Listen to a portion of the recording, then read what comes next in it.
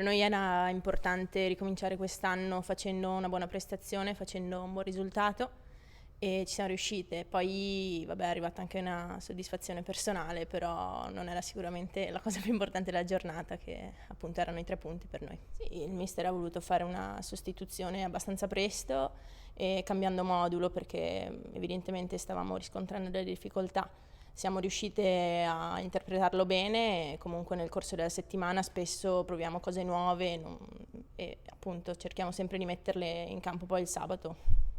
Io sto bene, quando il mister mi chiama in causa cerco di farmi trovare pronta, poi comunque come ho già detto lì davanti siamo tante, per cui ognuna quando viene chiamata deve fare il meglio possibile.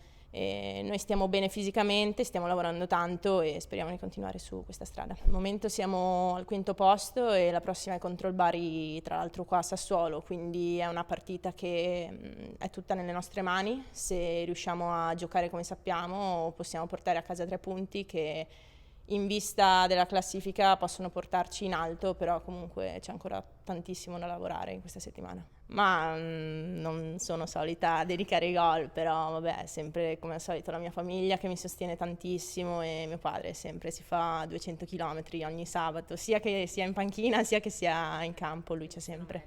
Sì.